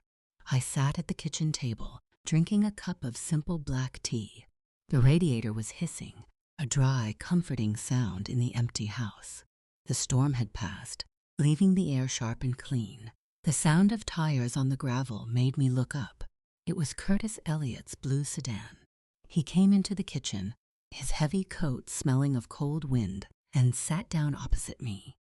He laid a copy of the county judge's emergency injunction on the pine wood of the table. "The deed is blocked, Joanne," Curtis said, his silver eyebrows heavy as he looked at me. "Mitchell's developers have pulled out. The co-op bank has accepted the timber lease for the lower 5 acres of the ridge, only the dead wood and the birch. The bank debt is cleared. The farm is yours. Fully." He paused, reaching for his hat. "Calvin's lawyer says he's going to plead guilty to the forgery. He'll likely get 3 years. He wants to see you." "I'll go on Friday," I said quietly. Curtis offered me a small grave nod and left, his car quiet as it pulled out of the driveway. I was alone. I walked into the den. The roll-top desk was open, the small wooden cubbyholes empty of the blue folder. I sat in the wooden swivel chair, looking out the window at the ridge, where the pines stood tall and dark against the gray sky. They were my father's pines, but they were mine now. But as I reached to close the desk lid, my hand brushed against the secret compartment in the back, right corner, the one where the blue folder had sat. My fingers caught on a small, stiff piece of paper that had been wedged between the wood frame and the drawer slide. I pulled it out. It was a small, faded photograph from the summer of 1996. It showed my father, Calvin, and Mitchell standing in front of the old lumber yard before the fire. They were smiling, their arms wrapped around each other's shoulders, looking like men who had just secured their future. But there was a fourth person in the photograph, a woman, Cheryl, Mitchell's ex-wife. She was standing next to my father, her hand resting familiarly on his sleeve, her sharp-featured face carrying that same tight line of survival I had seen in the pharmacy. And on the back of the photograph, in my father's elegant surveyor's hand, was written, "The team that made it happen." July 1996. The kitchen radiator gave a long, dry hiss in the quiet house. Cheryl had not been the victim's wife who wanted to help me. She had been part of the original fire, too. Her warning in the pharmacy wasn't to save me. She was the one who had tipped Titchell off that I was looking at the desk. Or she was the one who had orchestrating the entire collapse to get her own share of the timber payout. Once Mitchell's company went under, I looked at the photograph, and then I looked out at the ridge. We are all part of the same forest, our roots tangled in the same dark dirt, feeding on the same silent rot. I had sent my husband to prison and burned my father's name to save a hill of trees, believing I was finally free. But as I sat in the quiet of my father's desk, I realized that the silence of this county was never empty. It was simply the sound of people waiting for their turn to strike the match. The morning sun had barely cleared the tops of the bare maples when the quiet of the yard was broken by the high-pitched metallic hum of a small car engine. I was still standing by my father's desk, the faded 1996 photograph cold between my fingers. I walked to the kitchen window and parted the sheer curtains. A small, gray compact car was parked near the pump house, its exhaust a thin white plume in the freezing air. The door opened, and Cheryl stepped out. She was wearing her heavy wool scarf, her hands shoved deep into the pockets of her gray coat. She didn't look like a neighbor coming to offer her sympathy. She looked like a surveyor, checking the boundary lines of an estate she had already bought. She walked up the porch steps, her boots making a quick, sharp clicking sound that was entirely different from Mitchell's heavy, rolling thud. She didn't knock. She turned the brass knob, opened the heavy oak door, and stepped into the warm kitchen. "It's quiet in here now, Joanne," she said, pulling her scarf down to reveal her sharp, pinched face. She sat down in Calvin's chair without being asked. She looked at the cold stove, then at the empty teacup on the pine wood of the table, her expression carrying that same tight line of survival I had seen in the pharmacy. "I saw Curtis Elliott leaving," she said, her voice dry and conversational. "I suppose he told you the deed is blocked." "He did," I said, setting the old photograph face down on the counter. "Curtis is a good real estate lawyer," Cheryl said, leaning back and letting her fingers rest on the table. "But Curtis only knows the land laws. He doesn't know the estate liabilities. He doesn't know that when your father co-signed the insurance claim in '96, he didn't just sign as a witness. He signed a guarantee of restitution with my father's bank." She reached into her coat pocket and pulled out a small, folded piece of paper, a copy of the original 1996 bank charter, the ink faded but legible. "If Calvin goes to trial for the forgery, the state investigators are going to dig into the '96 fire," she explained, her sharp eyes fixed on my face. "They'll find your father's signature, and as his sole heir, Joanne, you are legally responsible for the restitution of that payout, $180,000, with 30 years of interest. The co-op bank will foreclose on this farm by the end of the month." The room seemed to grow colder, the radiator's hiss sounding dry and distant. The net my father had woven was wider and deeper than I had ever imagined. He had not just bought our home with a lie. He had left a debt that would eventually swallow it. "You were there, Cheryl," I said, sliding the faded photograph across the table toward her. "You were part of the team." Cheryl looked down at the black and white picture. Her face didn't change, her expression remaining perfectly still, under the yellow light of the chandelier. A small, cold smile touched the corners of her mouth. "I was 22, Joanne," she said softly. "I was just a girl standing next to her father's partner. There is no document with my signature on it. I'm clean. Mitchell's city lawyers made sure of that years ago." She leaned forward, her sharp elbows resting on the table, her cedar perfume dry and heavy between us. "I don't want the farm, Joanne. I want the timber rights on the ridge. Mitchell's developers are still willing to pay. If I can deliver the signed lease by Friday, sign the lease over to my company, and I'll clear your father's restitution debt with the bank. You can keep this house.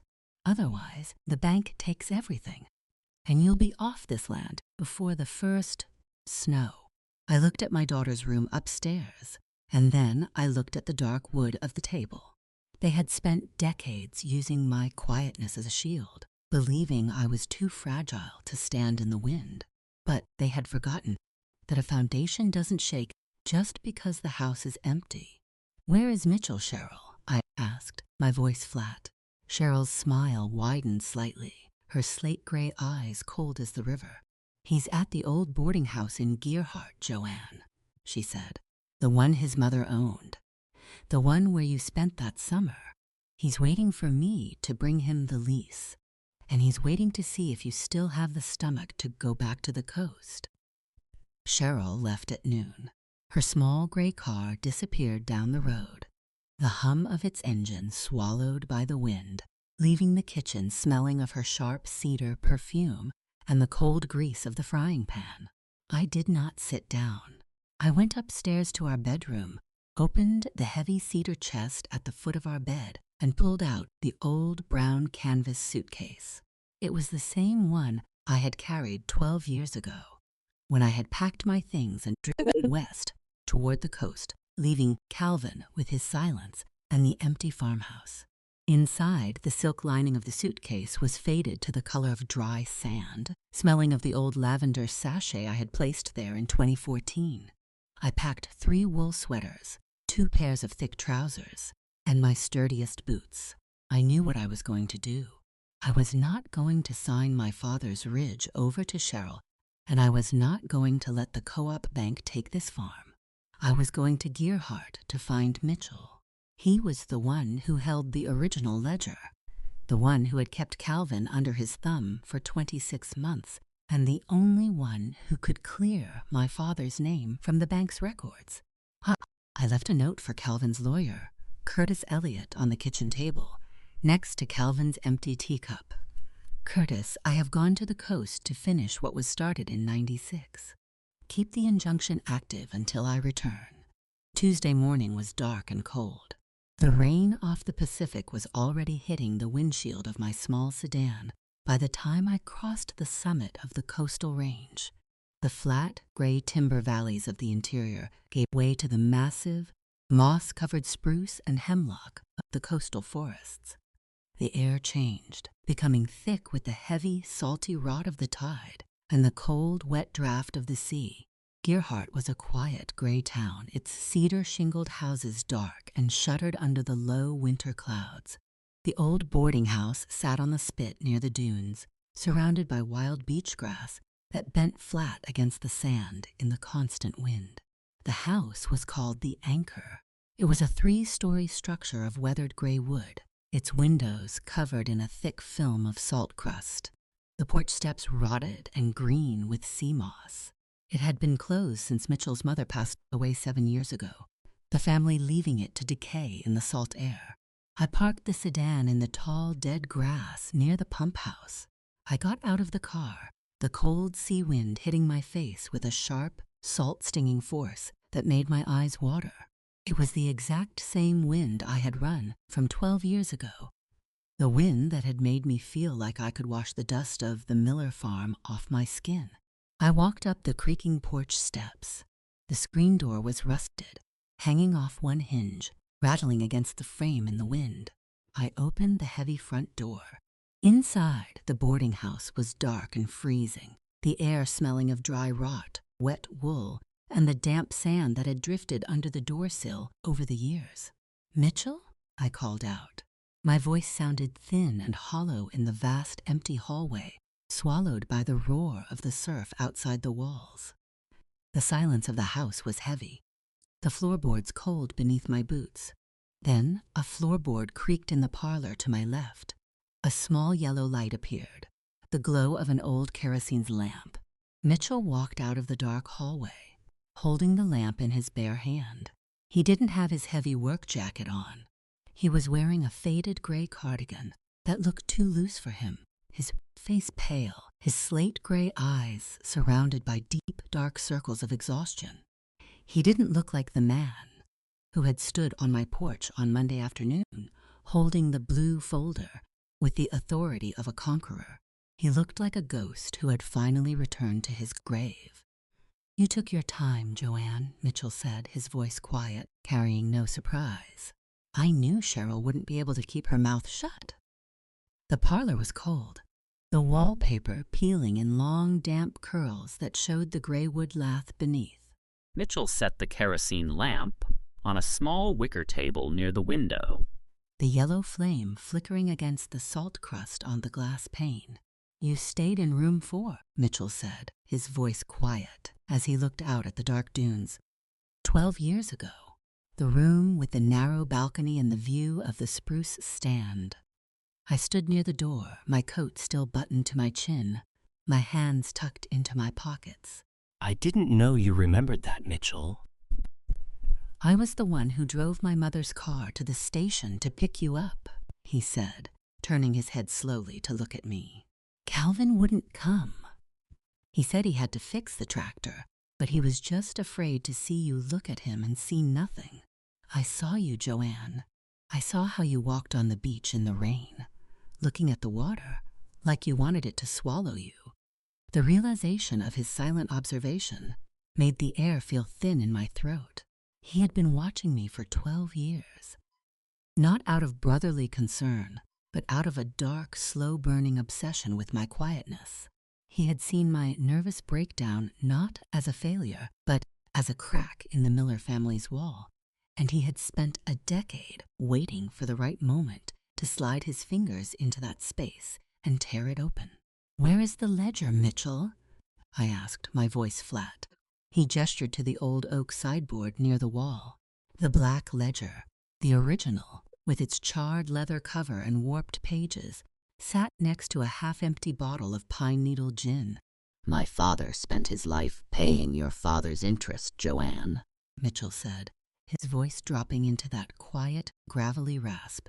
"Your father was the pillar of the co-op bank, but he was the one who took the $60,000 from the insurance claim in '96. He used my father's lumber yard to clear his own timberland. I wanted to see the Eldridge name in the dirt where it belonged. I wanted Calvin to sign the deed so you'd finally see what your family was built on."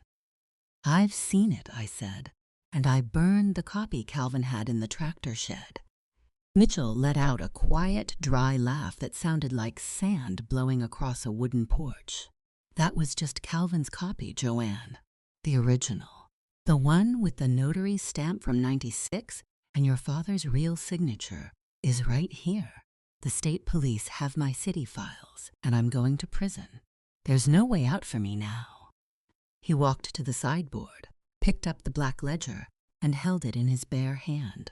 He pulled a silver lighter from his pocket, the flame catching with a sharp, metallic click. "I'll mail this ledger to the County Herald before the sheriff finds me," Mitchell said, his slate gray eyes wide and wet in the yellow light of the lamp. "I'll let the whole county see what the great Thomas Eldridge did before his house goes to the bank. I'll make sure you have nothing left to go back to." He stepped closer, the smell of the gin and the cold sea damp heavy around him. "Unless you stay," he whispered, his hand trembling as he reached for my sleeve.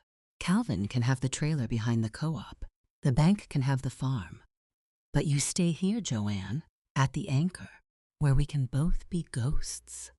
The sheer, terrifying weight of his proposal hung in the freezing air of the parlor.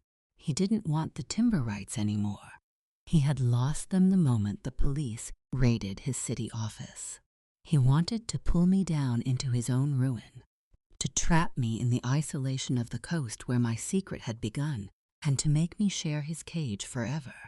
I looked at Mitchell's hand on my sleeve. His fingers were cold, his skin rough and smelling of that cheap pine gin. I didn't pull away. I simply looked down at his hand and then up into his slate-gray eyes. "You've spent your whole life fighting your father's war, Mitchell," I said, my voice quiet and steady in the freezing room. "You thought my father took his money. But my mother warned me about your family years ago, not because of the lumber yard, because of your mother." Mitchell's brow furrowed, his grip on my sleeve tightening slightly. "My mother? What does she have to do with this?" "The $60,000 from the insurance claim wasn't a debt, Mitchell," I said. "Your mother, Irene, was the one who gave the deposit check to my father. She did it because she loved him. They had been writing to each other since 1970.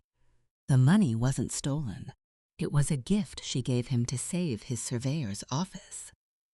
The silver lighter in his hand wavered, the tiny yellow flame dancing against the cold draft from the salt-crusted window. "You're lying," Mitchell whispered, his voice cracking with a sudden, desperate panic. "My mother hated him. She always said the Eldridge family was built on a lie." "She said that to protect you," I said, my voice flat. "She didn't want you to know. She had handed your father's lumber yard over to the man she loved." "I found the letters in the green box under the tractor floorboards, Mitchell.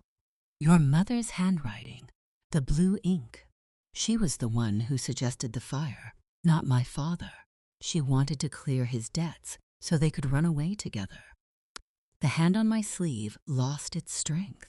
Mitchell's fingers slid slowly off the wool of my coat, his arm dropping to his side like a broken branch. The black ledger slipped from his grasp, hitting the dusty pine floorboards with a heavy, hollow thud that kicked up a small cloud of gray soot. He stumbled back, his knees hitting the old wicker sofa, and sat down hard. He looked at his empty hands, his face pale and twisted with a sudden terrible grief. He had spent his whole life building a fortress of resentment, to honor his father, only to realize his mother had been the one who opened the gates to the enemy. His 40-year war had been fought for a man who had already been betrayed by the woman he loved. She loved him, Mitchell whispered, his eyes wide and vacant as he stared at the kerosene lamp. "Yes," I said quietly. "She did." I knelt on the cold floorboards. I picked up the original 1996 ledger, my fingers leaving clean tracks in the gray dust of the cover, and tucked it under my arm. Mitchell didn't move. He sat in the yellow light of his kerosene lamp, his head bowed, his hands resting empty on his knees. He didn't call after me as I walked out of the parlor. I stepped out of the anchor into the cold, dark rain. The sea wind was howling off the dunes, carrying the smell of salt and wet sand, but the air felt clean. I got into my sedan and drove back across the summit of the coastal range, the headlights cutting a narrow path through the dark spruce forest. By the time I pulled into the driveway on Elm Street, it was nearly midnight. The kitchen windows were bright. Through the glass, I could see the red lights of the sheriff's truck, parked near the pump house, its engine idling with a low, heavy purr. Sheriff Dean was standing on the porch, his wool jacket dark with rain, waiting for me. I got out of the car, holding my father's ledger close to my ribs. "Joanne?" Sheriff Dean said, stepping down from the porch. His face was grave in the yellow light of the steps. "We have a problem. Calvin's lawyer called. Mitchell's city lawyers just filed an appeal with the county judge. They have a copy of a deed signed by your mother from 1994. It's not just your father's land, Joanne. The ridge lot was never yours to inherit. The rain was cold, dripping in heavy gray beads from the brim of Sheriff Dean's hat as we stood in the yellow light of the back porch steps. Inside, Joanne," Dean said, his voice quiet and carrying a dry, professional fatigue. "Let's get out of the wet." We walked into the warm kitchen. I set my father's original 1996 ledger on the pine table next to the empty tea mugs, my fingers leaving damp prints on the dark leather cover. The kitchen smelled of the stove's heat and the cold wind we had let in. The safe domestic world I had spent 30 years maintaining now, feeling thin and fragile as a paper lantern. "My mother?" I asked, taking off my wet wool coat and hanging it on the brass hook by the door. "What did she sign, Patrick? She's been in the care home for 5 years. She hasn't touched a pen since her stroke." Sheriff Dean sat down at the table, his heavy leather jacket creaking as he leaned forward.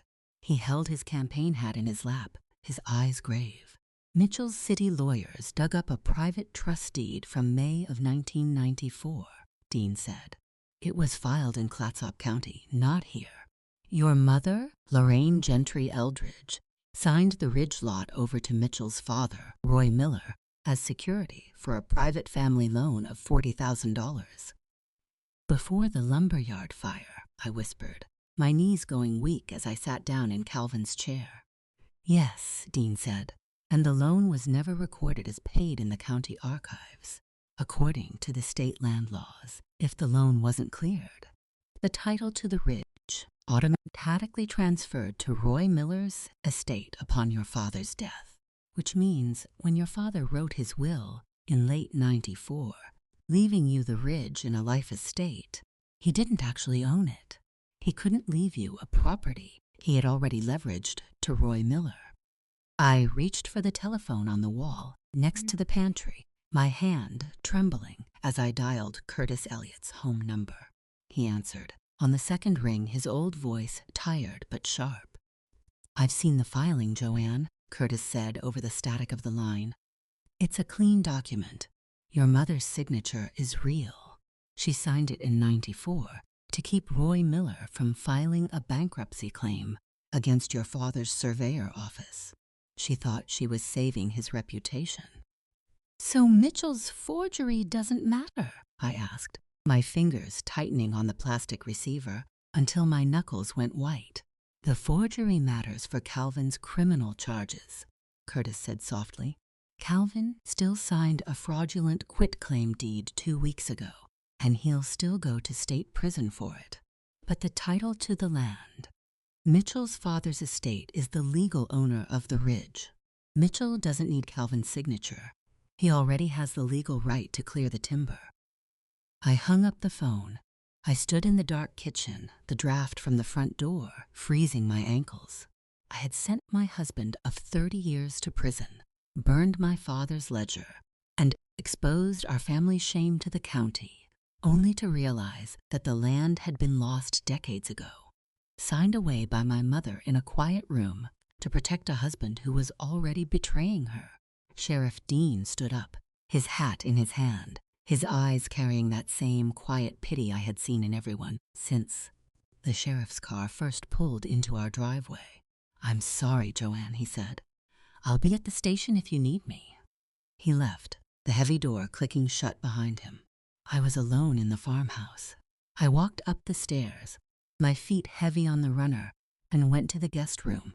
I set my father's ledger on the dressers next to Mitchell's empty shaving kit. As I lifted the book, the warped leather of the back cover flared slightly, and I noticed a small white envelope tucked into the cardboard binding, not in the secret compartment of the desk, but hidden inside the ledger itself, wedged between the final page and the leather backing. I pulled it out. It was addressed to Irene Vance, Mitchell's mother, in my mother's unmistakable, sloping hand. I opened it. The letter was dated June 12, 1994, 1 month after my mother had signed the ridge over to Mitchell's father.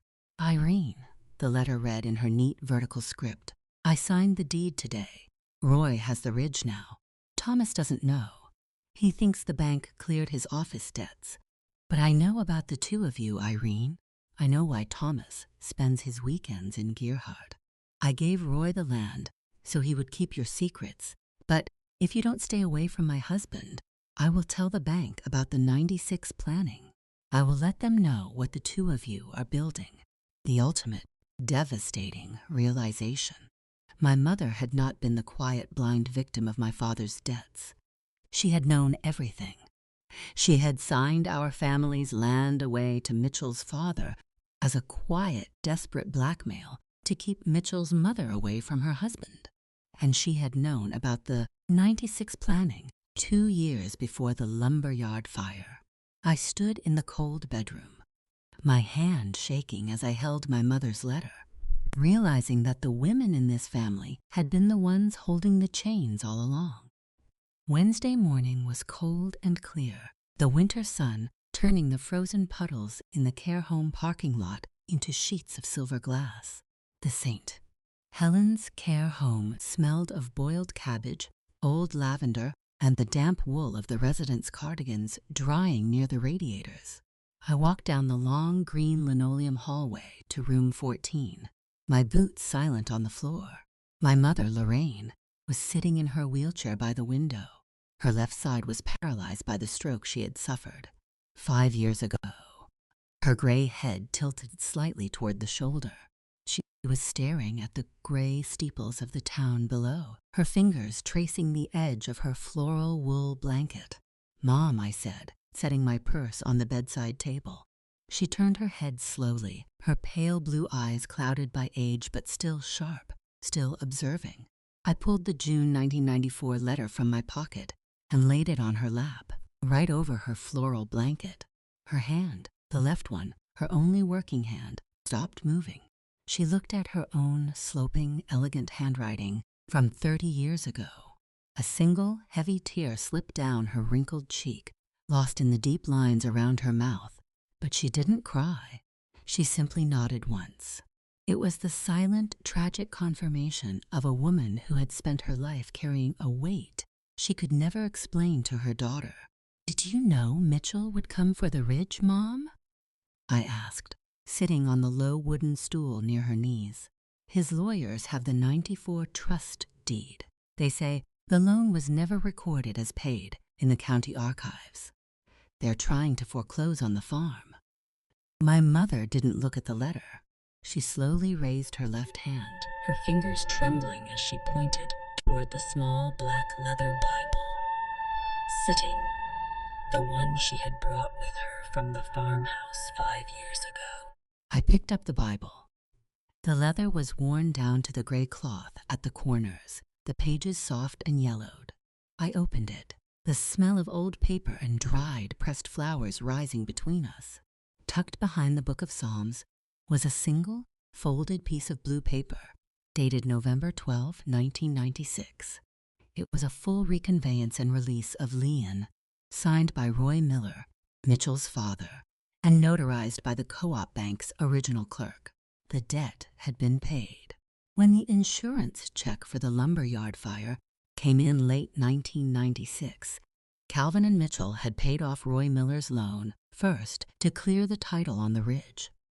But Mitchell or Calvin had hidden the release. Or perhaps Roy had died before it could be recorded in the county seat, and my mother had kept the original copy to make sure she always had the proof of her family's safety. She had held onto the key to our survival for 30 years, keeping it hidden in the one book she knew the men would never open. "Thank you, Mom," I whispered, kissing her dry, paper-thin forehead. Her skin smelled of old lavender soap and the cold draft from the window. I walked out of the care. Home, the blue reconveyance tucked into my purse next to my father's ledger.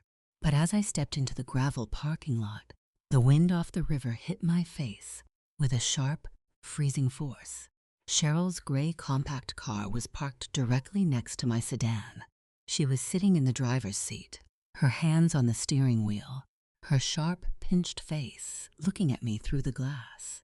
She opened her door and stepped out into the cold, her hands shoved deep into her coat pockets. "You went to see her," Cheryl said, her voice dry as she walked toward me, her boots crunching on the gravel. "I saw Mitchell's lawyers filing the appeal yesterday, Joanne. They have the '94 deed. You don't have much time left before the bank starts the foreclosure." "The debt was paid, Cheryl," I said, my voice quiet as I touched the leather of my purse. "I have the release. Cheryl stopped. Her eyes went wide, then narrowed into a cold, calculating look. Mitchell is not in Gearhart anymore, Joanne. The sheriff went to the Anchor this morning. They found his car, but Mitchell was gone. He's on his way here, and he's not coming for the Ledger anymore. He's coming for Calvin's lawyer. The gray sedan shuddered as I turned the ignition, the belt squealing in the cold air before settling into a rough, rhythmic idle. I didn't look at Cheryl as she got back into her compact car. I put the sedan in reverse, backed out of the Care home lot, and drove fast toward the county seat of St. Helens, my hands tight on the steering wheel.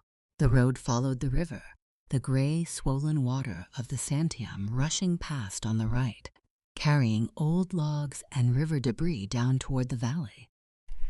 I tried to dial Curtis Elliott's office number on my cell phone, but the line went straight to his voicemail, the digital tone sounding flat and empty in the quiet cabin of the car.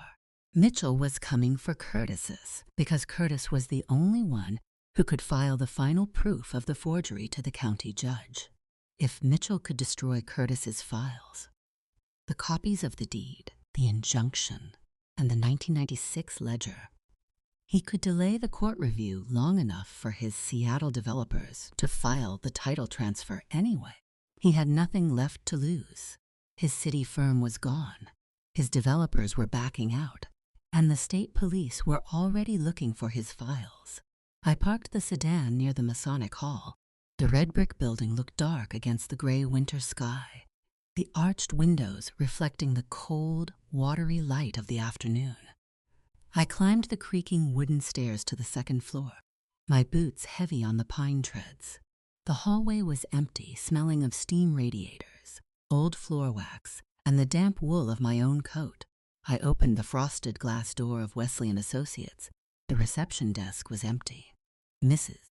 Gable's reading glasses sat on her keyboard, her teacup still steaming slightly near the mouse. The door to Curtis' private office was half open, a thin sliver of light falling across the green wool carpet of the hallway. I stepped inside. Mitchell was sitting in the leather chair opposite the desk. He looked smaller, his gray wool coat gone, his flannel shirt dirty with pine needles and dried mud from the ridge. He was holding a small silver revolver in his bare hand, his fingers resting loose against the steel trigger guard. Curtis Elliott sat behind his desk, his silver eyebrows heavy, his face pale but completely calm. He didn't look like a man who was facing a gun. He looked like a man who was waiting for his opponent to make a move.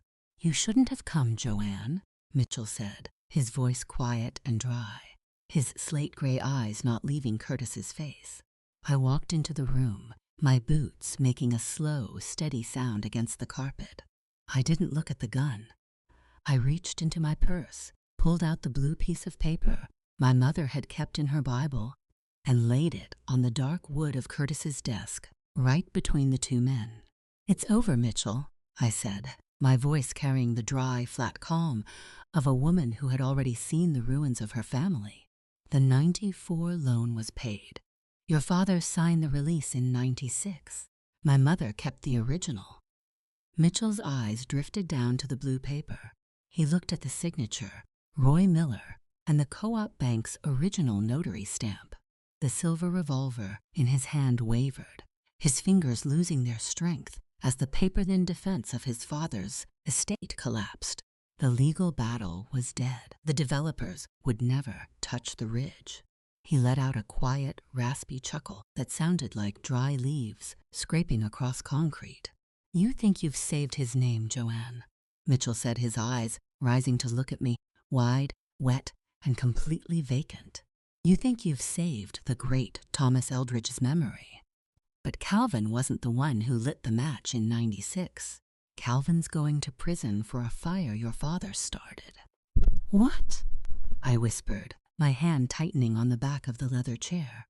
"Calvin was too afraid of the dark to burn a barn, Joanne," Mitchell said, his voice dropping to a low, cold whisper. "Your father was the surveyor. He knew the layout of the lumber yard. He was the one who spilled the kerosene on the floorboards. Calvin just watched from the truck. You're about to send your husband to jail for 30 years for a fire his father-in-law planned." The room went completely quiet, the tick of the grandfather clock in the corner sounding loud and final. I looked at the blue paper on the desk, then at the old black ledger under my arm. The foundational lie of my family had not been Calvin's cowardice. It had been my father's hands. My father had physically lit the match that bought my home, and I had spent 30 years letting my husband carry the guilt of a fire he had only watched. The ticking of the grandfather clock in Curtis's office was loud, a slow, heavy rhythm that felt like the pulse of the old building itself. I didn't look at Mitchell. I looked at Curtis Elliott, my eyes fixed on the deep lines of his forehead. "Is it true, Curtis?" I asked, my voice carrying no anger, only a flat, dry fatigue. Curtis closed his eyes. The heavy silver eyebrows seemed to sag over his pale face, his chest rising and falling in a long, slow sigh. He reached for his pocket handkerchief and wiped his glasses, his hands shaking slightly. "Thomas came to my office the morning after the fire, Joanne," Curtis said, his voice dropping into a low, gravelly whisper. He had soot on his shirt collar, and his hands were shaking so hard. He spilled his coffee on my rug. He told me he did it to clear his office debts with Roy Miller, but he said he did it for you. He wanted to make sure you had the farm. He wanted to give you a foundation before his heart gave out. "And you kept the secret," I said. "He was my friend," Curtis whispered. "And you were his daughter. We all wanted to keep you out of the mud, Joanne, even Calvin. Calvin was 23 when he married you. He agreed to carry the guilt of that fire because your father told him it was the only way to keep you from being broken by the truth." "He let me think he was a coward," I said, my heart sinking into a cold, hollow space. "He let me spend 30 years looking at him and seeing nothing but his fear." "He did it to protect your memory of Thomas," Curtis said. "He wanted you to keep your father whole."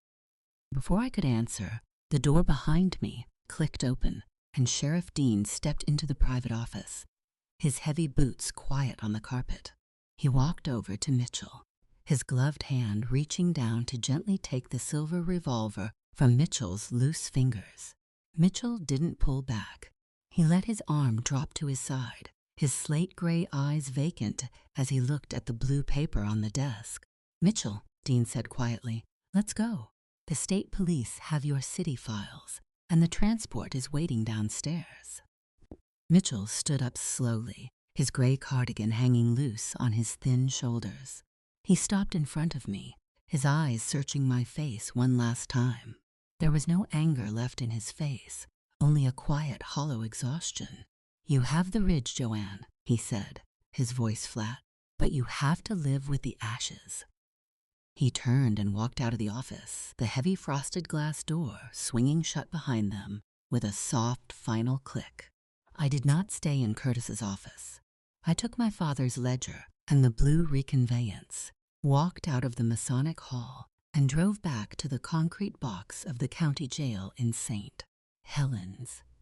Calvin sat behind the glass partition, his orange jumpsuit looking too large for his slumped shoulders, his gray hair uncombed.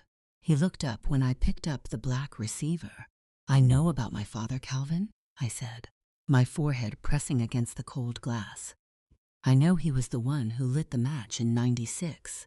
Calvin's eyes went wide, and then slowly they filled with a profound weeping relief. His shoulders shook as he pressed his hand against the glass, right opposite my hand. "He loved you so much, Joanne," Calvin whispered, his voice cracking with a sudden, pathetic sob. "He told me if I kept the secret, he'd make sure we had the farm. I wanted to be the man who kept you safe. I didn't want you to know your father was a criminal. I thought if I carried the guilt, you could keep your memory of him whole. I thought it was the only thing I had to give you." He had spent 30 years letting me believe he was a coward because he wanted to protect my love for a dead man. His cowardice had been his greatest sacrifice, a quiet, long-suffering devotion that had eaten away at his own soul so that I could sleep in a house built on my father's ashes. "We're going to clear the bank debt, Calvin," I said, my voice warm and steady as I looked at him through the glass. "The timber co-op is buying the dead wood on the ridge. The farm stays in our name, and I'll be here when you get out." Calvin didn't answer. He simply pressed his forehead against the glass, his tears leaving clean, wet streaks on the cold pane. The headlights of my small sedans swept across the yellowed wallpaper of the kitchen window, then died, leaving the driveway in the cold blue dark of the winter evening. I did not turn on the lamps. I walked through the quiet house, my boots silent on the runner, and went to the kitchen. I stood by the old iron wood stove, the cold iron smelling of soot and dry pine. I opened the heavy metal door, laid my father's 1996 ledger, my mother's letter, and the blue reconveyance inside, and struck a match. The flame rose quickly, a quiet orange flare that illuminated the dark corners of the kitchen. I watched my father's bold, surveyor's hand. The hand that had co-signed the lie that bought my home turned to black, curling ash. My mother's sloping script followed, the paper crinkling into gray dust.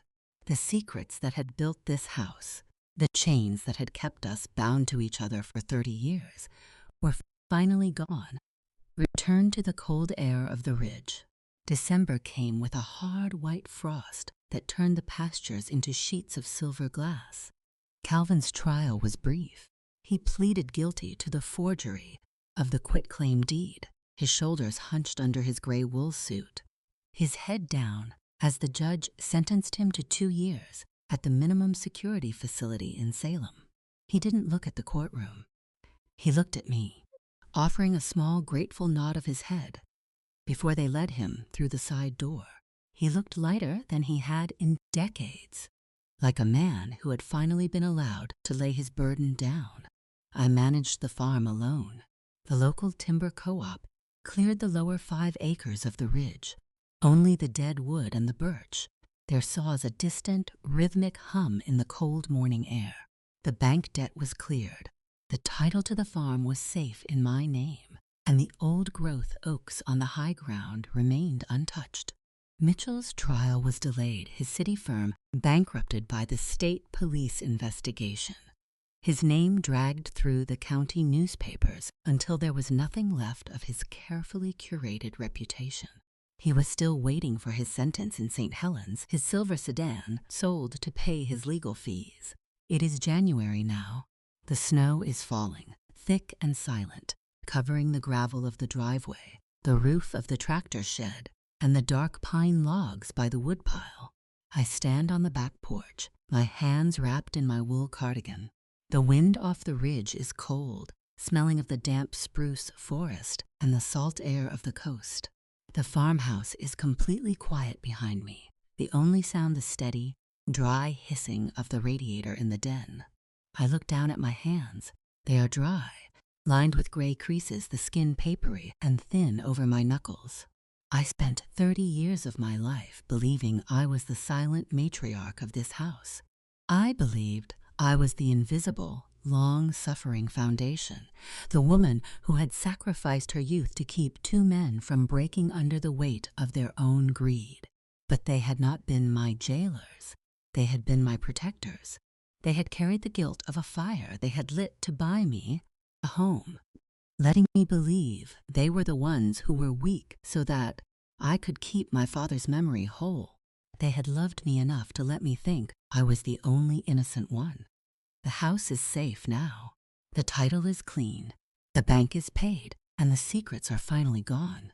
But as I stand in the dark of the porch, looking out at the silent white ridge, I realize that the space around me is vast, cold, and empty. The walls are solid, the roof is dry, and the people I saved are safe in their quiet cages. But there is no hand on my shoulder. I spent a lifetime keeping them from falling, only to realize, in the quiet of the empty snow, that there was no one left to hold me. I stood on the dark porch, the cold wind off the ridge whipping a few stray flakes of snow against my cheeks. I looked down at the empty garden, and then, slowly, I reached into my cardigan pocket and pulled out the small blue reconveyance paper I had taken from my mother's Bible. In the dim light of the kitchen window, I turned the paper over. There was a tiny line of faded pencil script written at the very bottom of the page, beneath the notary's stamp, written in my mother's sloping hand, dated just 3 days before her stroke 5 years ago. Joanne, the note read, I didn't keep this to save Calvin. I kept it so you would have the strength to destroy him. Do not carry their ashes. Burn the house down and find your own ground. The paper slipped from my numb fingers, floating down to disappear into the white snow of the porch steps. My mother had not been a silent victim. She had not been the quiet keeper of their peace. She had spent 30 years playing the longest game of all, waiting for the day I would finally wake up, look at the men who claimed to love me, and pull the foundation out from under their feet. She didn't want me to save her marriage. She wanted me to survive it. We build our homes on the secrets of our parents, hoping the rot won't reach the rafters. But eventually, the wind always finds a way inside. If you felt the cold draft of our farmhouse tonight, and if you recognized the silent, heavy burdens that families carry behind closed doors, please consider subscribing to Forbidden Family Secrets. By joining our community, you ensure that these dark, hidden corners of human nature are never left in the dark. So subscribe today and let us sit together in the quiet for the next confession, because some secrets are too heavy to carry alone.